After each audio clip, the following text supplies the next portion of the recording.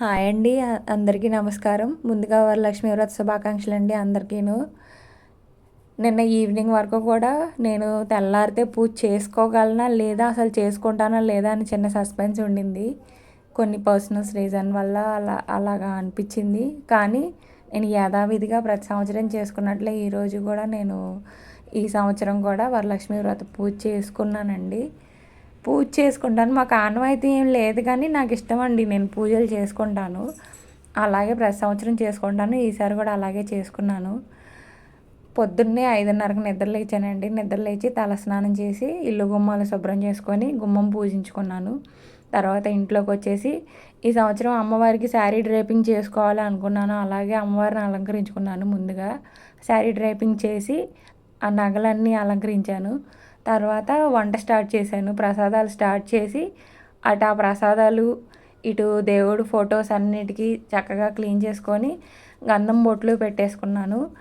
ఈ పనంతా అయ్యేసరికి 11 అయిపోయిందండి. తర్వాత నేను కూడా రెడీ అయ్యాను.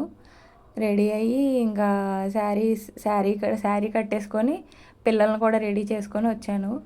రెడీ చేసుకొని ఇంకా ప్రసాదాలు సమర్పించి అమ్మవారికి నైవేద్యం సమర్పించాను. దీపారాధన చేసుకున్నాను. చూడండి అమ్మవారు ఎంత నిండుగా కనిపిస్తున్నారో. నాకు చాలా ఆనందంగా, చాలా తృప్తిగా, మనసుకు ప్రశాంతంగా అనిపించిందండి. ఫస్ట్ టైం అనమాట నేను అమ్మవారికి శారీ డ్రేపింగ్ చేసుకోవడం. అవంతా తీయడానికి నాకు వీడియోలో చూపించడానికి శారీ డ్రేపింగ్ ఎలా చేశానో అది చూపించడానికి నాకు కుదరలేదండి. నేను ఒక్కదాన్నే లేచి మెలకువగా చేసుకున్నాను. అందువల్లే ఆ క్లిప్పింగ్స్ అన్నీ నేను మీకు చూపించలేకపోయాను. ఈ శారీ ట్రై చేస్తానులేండి తప్పకుండా. ఇదిగోండి ఈ పింక్ కలర్ శారీ నేను అమ్మవారికి సమర్పించుకున్నాను. అమ్మవారికి తాంబూలంగా పెట్టుకున్నానండి. అమ్మకి ఎప్పుడూ తాంబూలం ఇస్తాను. వాళ్ళు ఇక్కడికి వచ్చినా రాకపోయినా నేను తాంబూలం ఇస్తాను. ఇదిగోండి ఈ 2 శారీస్ అమ్మకి. ఇక్కడ మామూలు దేవుడి ఫొటోస్ పక్కన ఆ పూజ అక్కడ, పక్కన అమ్మవారిని పెట్టేసుకున్నాను. అక్కడ నైవేద్యం పెట్టుకున్నాను. కదమ్మ పూలతోటి, గులాబీలతోటి, కలువ పూలతోటి, తామర పూలతోటి అమ్మవారికి అలంకరించుకున్నానండి.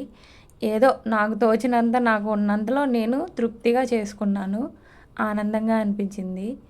దీపారాధన చేసుకొని ఇంకా అమ్మవారికి ప్రార్థించుకున్న తర్వాత కొబ్బరికాయ కొడుతున్నానండి. ఈ కొబ్బరికాయ కొట్టే దగ్గర ఉంటుందండి బాబు, 40 దెబ్బలు కొట్టానండి. మీరు నమ్ముతారో నమ్మరో. లిటరల్లీ ఒక 40 సార్లు కొట్టుంటా టకటక. మా వారు పాజులో పెట్టి ఏదో 2 దెబ్బలకి కొబ్బరికాయ పగిలినట్టు చూపించారు కానీ నా చెయ్యి నొప్పి వచ్చేసింది.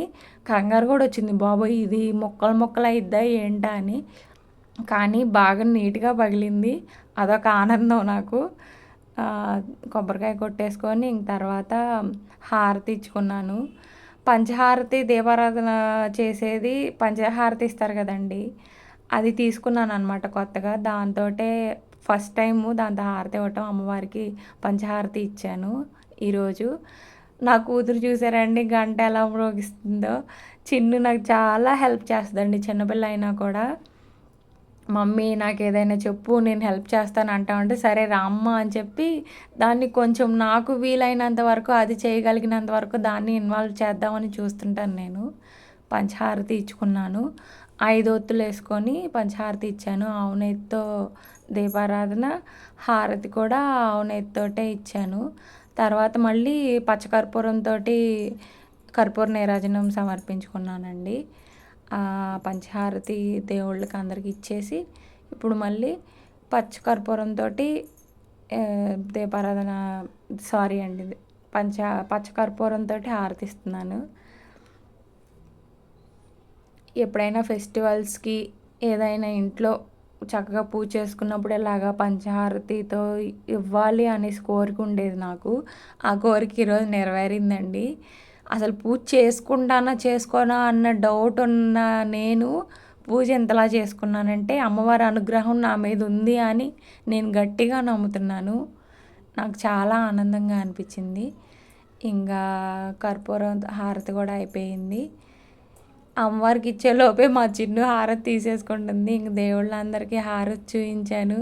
మా వారు మన వ్యూవర్స్కి కూడా హారతి ఇవ్వు అని అన్నారు. చూడండి నేను హారతి తీసేసుకున్నాను. నేను ఇచ్చేలోపే మా వారు గొడవ. నేను ఇంకా మన వ్యూవర్స్ అందరికీ, మీ అందరికీ కూడా అమ్మవారి ఆశీస్సులు ఉండాలని మనస్ఫూర్తిగా కోరుకుంటూ మీకు హారతి ఇచ్చాను. ఇంకా అత్తమ్మకి తాంబూలం ఇస్తున్నానండి.